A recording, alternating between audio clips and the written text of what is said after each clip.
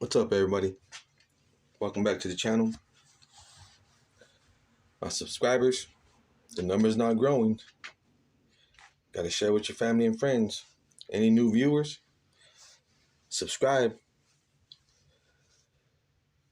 This here is a reaction video to the Prisneyland video that Gunner's Collective TV put out.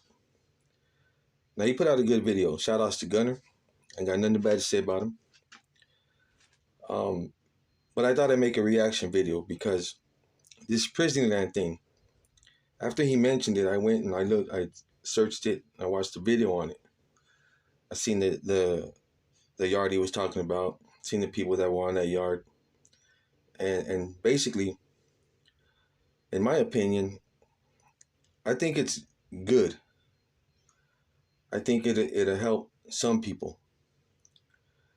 But I also think that if anyone goes there before they go to any other prison, it's kind of like being a gateway to the other prisons. Because for example, you send a first termer there, they're gonna look at it like prison ain't shit. They're gonna get out and they're gonna, probably commit another crime. But if you send someone there that's been down a while, that who decided to gave up whatever they were involved in, basically just walked away, then I believe it can be something good. But I also believe that it all depends on the individual. Does the individual want it? And a lot of times, well, almost all the time, nobody wants to be in prison. And there can be situations where people just don't have that support. They might have committed crimes back when they were younger, at a certain age. It's hard for them because they never had the support from the beginning. And being in prison or going back and forth to prison is something that was normal to them. For example, I'll give you another example here, because I know someone that has been in and out of prison. But I know him good enough where I hired him a few times. He's a friend of mine. And he wants to change his ways. He wants to change his lifestyle. And it's hard because he has no support. Now, I try to help him out whenever I can. But I'll be honest to say, and I'll tell you the truth, I'm not much of a good influence. He has family members that are basically in the same lifestyle as him. And I try to help him out every now and then. But there's only so much I can do, because I need help myself.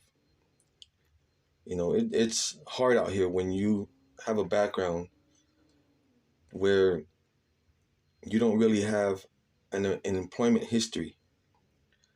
Now, I have a history of working in different places, but they're not very long histories. The longest I worked at one place is when I worked for myself.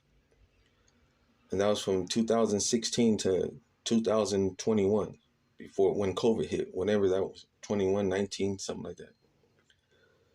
But other than that, working for a company or working for a job, I don't have the long history. So when I apply for a job, even now, I'm going through that trouble now. When I'm applying for jobs, they ask me about my work history. And I explained to them that I did my own thing for a while. And but prior to that, I have nothing to tell them other than I was incarcerated. And this last job I had, that didn't really affect it anyway, but I think this time I'm looking for a job. I think it's affecting it.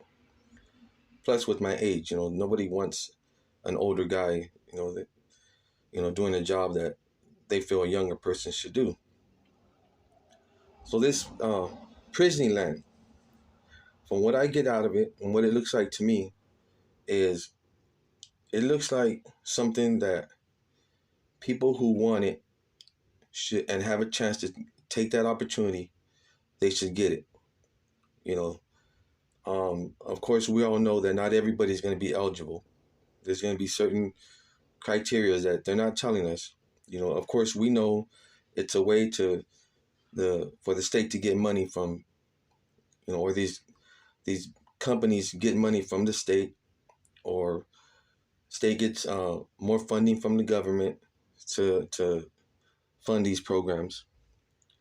But overall, as far as the program goes, I think it's great. I think it's great um, because it appears that those people that are going to go there are going to be the ones that really do want to change. See, we can all change.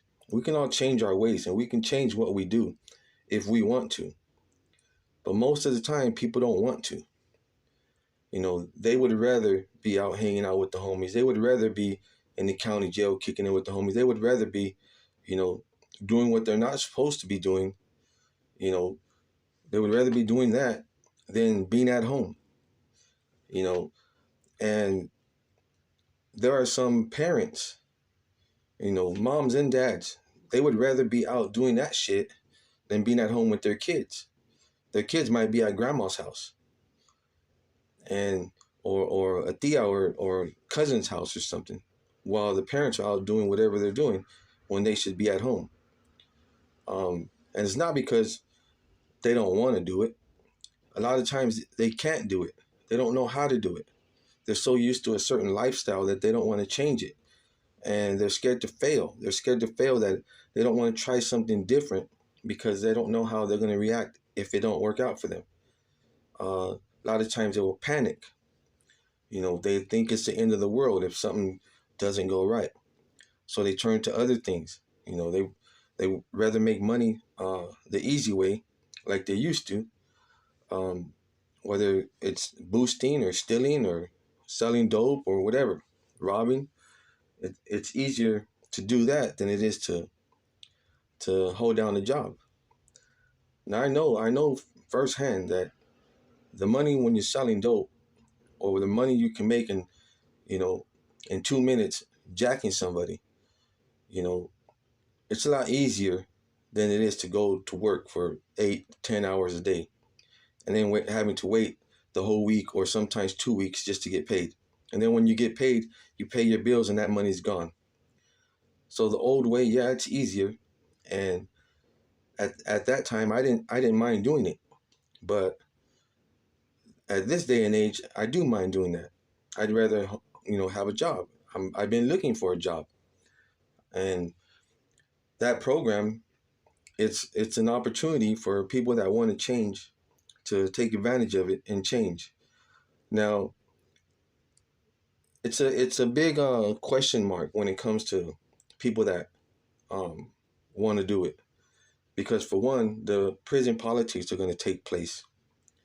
Now, somebody might want to do that program, but they can't because they have um, obligations that they have to fulfill to whatever for whatever um, group or organizations they're involved in. Now, even though they want to do this program and they want to be better, you know, they know that they can't because it's gonna, you know, make them look bad and something might happen to them, or you know, something they don't know how they're gonna react. They don't know how they're gonna get by without being part of one of these groups.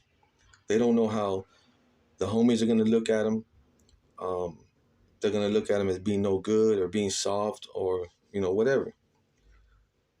So that's gonna hold up a lot of people from taking advantage of this opportunity.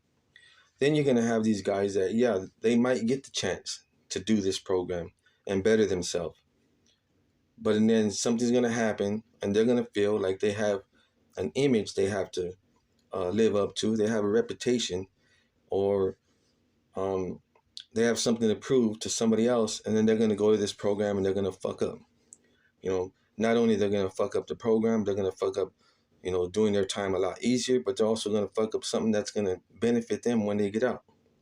And they don't look at the cost of it. They don't look at how it can help them. They would rather look at how they're going to be looked at.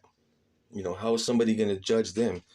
Which anyone listening and anyone out there, you shouldn't worry about how people judge you. You should do things. You should judge yourself. You should know what you want. You should know what you want to do. You should know what you want to become.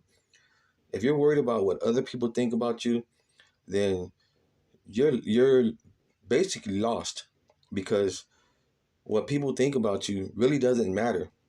It don't matter, because for one, when you're down, they're not going to be there to help you. When you need something, they're not going to be there to help you. They're only there with you because you're locked up in the same prison, or you were locked up in the same prison.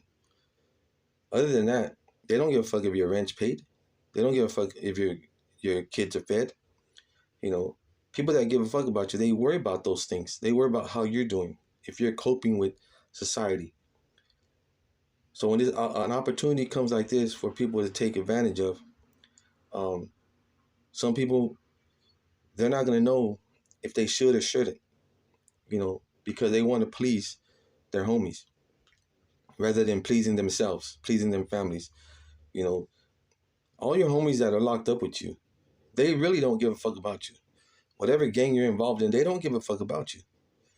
And it's a proven fact, because the moment you do something they don't like, then they're out to get you. The only ones that give a fuck about you are your family. Your family members are the only ones that are going to be there to the end, plus or minus a couple other people, because not every time your whole family's not there. I know people that, because they have a record or they've been in prison, their families don't want nothing to do with them. But those are people that think their shit don't stink. They think they're better than you because they have a job that pays $2 more than what your job pays you. I have family members like that. And to me, they know where I stand. I don't give a fuck. I don't give a fuck if it's my brother or my cousin, my sister. If they think they're too good for me or think they're better than me, then I'll be the first one to tell them in their face, fuck you, what you gonna do? And everybody has family members like that. But your parents, your wife, your kids, you got to think about looking good for them, doing better for them. Don't worry about what your homeboys think about you, because they don't give a fuck. Prisonland is something that I think everybody should take advantage of, whoever can. Now, I don't give a fuck what level prisoner you are. Everybody always wants to do their time comfortably, be able to relax. And, yeah, you made a mistake. You're in prison. You're there to do some time. If you can do it the best way possible, why not? And anyone that thinks differently of you because you want to give this program a try, then they need to look at themselves and they need to stop judging you, because they want to hold you back because they know that they have no opportunity or no desire to better themselves. Some people are stuck on one way, and that's the only way they're gonna, live and die. But some of us, I say us because I'm not perfect, but some of us, want to do better and become a better person. And there's a lot of people in there that are locked up that want to be a better person. A lot of people in there, they don't know how to take charge and lead for themselves. They would rather follow someone and let someone else guide them.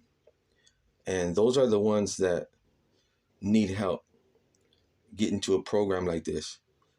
Those are the ones that you got to identify. The institutions have to identify that can be a candidate for these programs. Because, let's be real. You can look at somebody and talk to somebody And you can tell if they're capable of doing something. And you can tell by people's actions that if you give them an opportunity, they're gonna fuck up. I know guys that are tatted all over their faces, did so many years in prison, and they have jobs, and when they go to work, they work hard, they bust their ass, and they're really good workers. But when they get home, they want to hang out with the homies, and they want to, they want to be out all night, and who knows doing what. Now those are the guys that you know you can tell that if they had a chance, or if they had some support, a foundation, that they can better themselves, across the board. And people working in these prisons, these counselors and case managers and whatever else they have, um, they should be able to identify these people, and those are the ones that they need to pull to a side and say, look, you know this is something I think you want. um, don't worry about what your homeboys think. You have to worry about you. This is going to make you a better person. This can help you keep your freedom. um, they should be able to identify these people and talk to these people.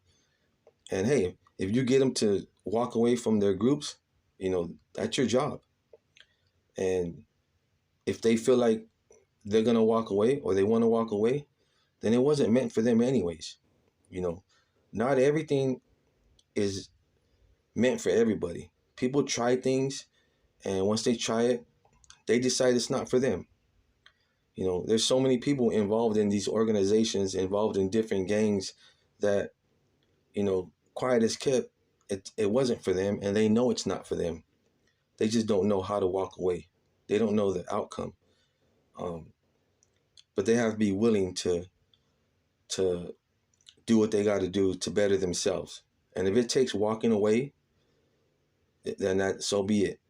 But they also have to understand is, it can cause them problems, but they have to be willing to um stand up for themselves.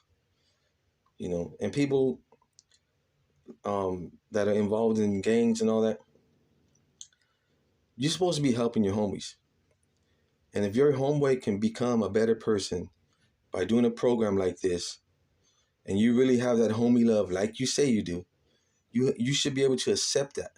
You should want your homeboy to be better, and he should want you to be better. You know, we shouldn't have homeboys that are in prison, because we should all strive to keep each other out of prison. Being a homeboy doesn't mean you have to be in prison. Being in prison doesn't mean that you're down. You know, it's not like that. People got this whole image of being a gang member, that you have to do shit, you have to commit crimes, you have to commit murder, you have to shoot at people to be a part of a gang, or to show everybody that you're down. And you preach this homie love stuff. Homie love is exactly that, homie love. Now, if you have it, you have it. If you don't, you don't. And if you have it, you should want your homeboys to better themselves. You shouldn't want your homeboys to go back to prison. You shouldn't want to commit a crime with your homeboys. You guys should help each other, strive to be the best you can be outside in society. If you get a job, you should try to get your homie in that job. Keep him from going back. Keep him from having to commit a crime. Talk him out of doing a crime. Talk him out of doing something that's going to get him caught up. Because we all think the same way. We think when we do something, we're not going to get caught. Well, guess what?